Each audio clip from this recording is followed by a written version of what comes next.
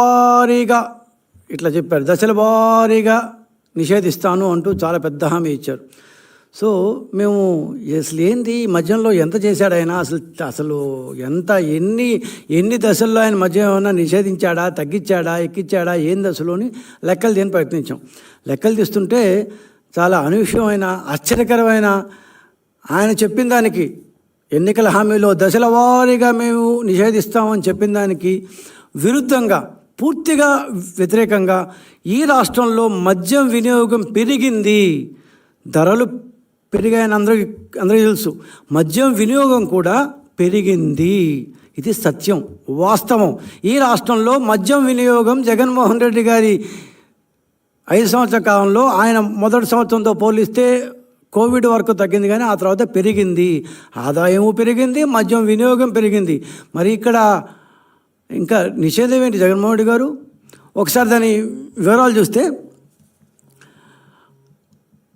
ఈరోజు సరాసరి ప్రజల వద్ద నుంచి 80 కోట్ల రూపాయల మద్యం ప్రతిరోజు అమ్ముతున్నారు. 80 crores of rupees every day. ప్రతిరోజు 80 కోట్ల రూపాయల మద్యాన్ని, మినిమం 80 కోట్ల రూపాయల మద్యాన్ని డిసెంబర్ 31 నాడు 150 కోట్లు, ఇట్లాంటివన్నీ ఒక్కొక్క రోజుల్లో పక్కన పెడితే 80 కోట్ల రూపాయల మద్యం ప్రతిరోజు అమ్ముతున్నారు. ప్రతిరోజు కనీసం 1,00,000 కేసుల మద్యం 80 కోట్ల రూపాయలు. దీంతో ఇవెంత ఎక్కడివి?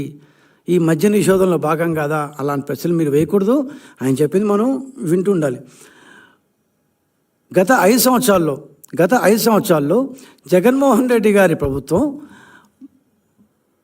1,25,000 కోట్ల రూపాయల మద్యాన్ని అమ్మింది. ఎంత? 1,25,000 కోట్ల రూపాయలు. మ్యాక్సిమం 20% కాస్ట్ ఆఫ్ ప్రొడక్షన్ కావచ్చు, లేకపోతే గోడౌన్లు కావచ్చు, షాపులు కావచ్చు, జీతాలు కావచ్చు. మ్యాక్సిమం 20% కంటే ఎటువంటి పరిస్థితుల్లో పెరిగే అవకాశమే లేదు. అంటే జగన్మోహన్ రెడ్డి గారు ఈ 5 సంవత్సరాల్లో మద్య నిషేధం సంగతి పక్కన పెడితే 1,00,000 కోట్ల రూపాయల పైగా గవర్నమెంట్కి ఆదాయం వచ్చింది. ఇంకా ఆయన డిస్టిలరీలు, ఈ డిజిటల్ పేమెంట్స్ లేకపోవడం, ఇట్లాంటివన్నీ కొద్దిసేపు మాట్లాడుకుందాం. కేవలం గవర్నమెంట్కి వచ్చిన ఆదాయం మాత్రమే 1,00,000 కోట్లు పైగా వచ్చింది. 1,25,000 కోట్ల రూపాయల అమ్మకం, దాంట్లో ఆదాయం చూస్తే 1,00,000 కోట్లు పైగా వచ్చింది. సో అంటే ఇందాక నేను అన్నట్టు ప్రతిరోజు 80 కోట్ల రూపాయల మద్యాన్ని లాగేస్తున్నారు.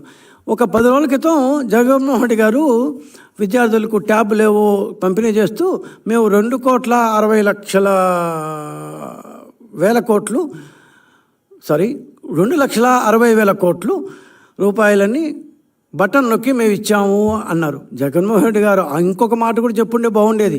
2,60,000 కోట్ల రూపాయలు ఆయన బటన్ నొక్కి ఇస్తే, అదే చేత్తో 1,25,000 కంటే దాదాపు సగం 1,25,000 కోట్ల రూపాయలు అదే మామూలు ప్రజల నుంచి, పేదవాళ్ళ దగ్గర నుంచి మద్యం ద్వారా లాగేశారు. అంటే ఎంత డబ్బు అయితే ఆయన ఇచ్చారో కేవలం మద్యం ద్వారా మాత్రమే దాంట్లో సగం డబ్బు ఆయన లాగేశారు. 2,60,000 కోట్లు అని చెప్పారు. ఆయన నోటితో ఆయన చెప్పిన ఫిగరే ఇది. దాంట్లో 1,25,000 కోట్ల రూపాయలు మద్యం ధర. అంటే నువ్వు ఇచ్చిన డబ్బుని సగం పేదవాడి దగ్గర నుంచి, ఖచ్చితంగా మామూలు రోజువారీ కూలీ చేసుకునే పేదవాడి దగ్గర నుంచి 1,25,000 కోట్ల రూపాయల మద్యాన్ని లాగేశావు.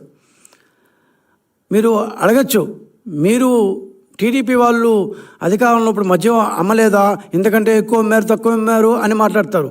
జగన్మోహన్ రెడ్డి గారు మీ ప్రతిరోజు ఆర్థిక వాళ్ళతో ఒక వారానికి ఒకసారి మీటింగ్ పెడుతుంటారు కదా, ఒకసారి కనుక్కోండి. అబ్కారీ శాఖను వాళ్ళని పిలిచి 2014-19 5 సంవత్సరాల టీడీపీ కాలంలో 74,000 కోట్లు మాత్రమే మద్యం మీద వచ్చిన ఆదాయం.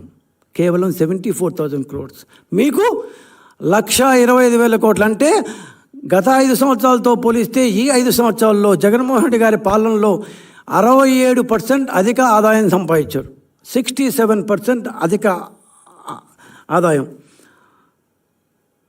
2019-20లో 20,909 కోట్లు, 2021 సంవత్సరంలో, అంటే అప్పుడు కోవిడ్ వచ్చింది కదా, అప్పుడు 20,189 కోట్లు, 21-22లో 25,000 కోట్లు, 22-23 మొన్న మార్చి నాటికి 28,113 కోట్లు, డిసెంబర్ దాకా దాదాపు 28,000 కోట్ల రూపాయలు. ఈ డిసెంబర్ నుంచి ఈ 3 నెలలకు ఈ 9 నెలల్లో వచ్చిన దాన్ని సరాసరి వేసుకుంటే 1,25,000 కోట్ల రూపాయలు మద్యం ఆదాయం చేరబోతోంది. ఉమ్మడి రాష్ట్రంలో మొత్తం ఆంధ్రప్రదేశ్ ఉమ్మడి రాష్ట్రంలో కూడా ఏ రోజు మద్యం అమ్మకాలు 1,00,000 కోట్లు దాటిన దాఖలా లేవు. ఇందాక నేను చెప్పాను, టీడీపీ ప్రభుత్వంలో కేవలం 74,000 కోట్లు, దాదాపు 67% అదనపు ఆదాయం సంపాదించారు.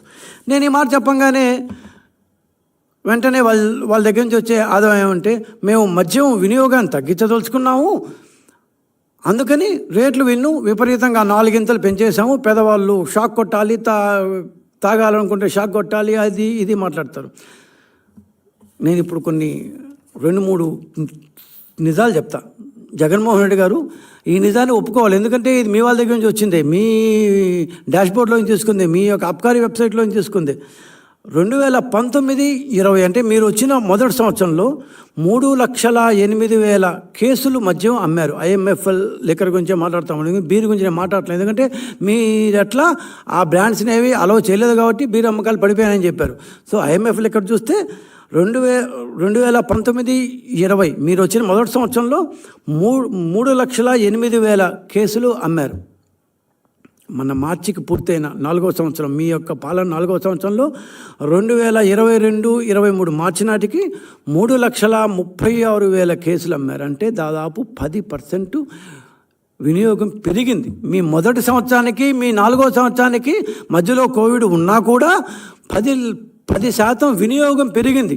రేట్లు 300% పెంచారు.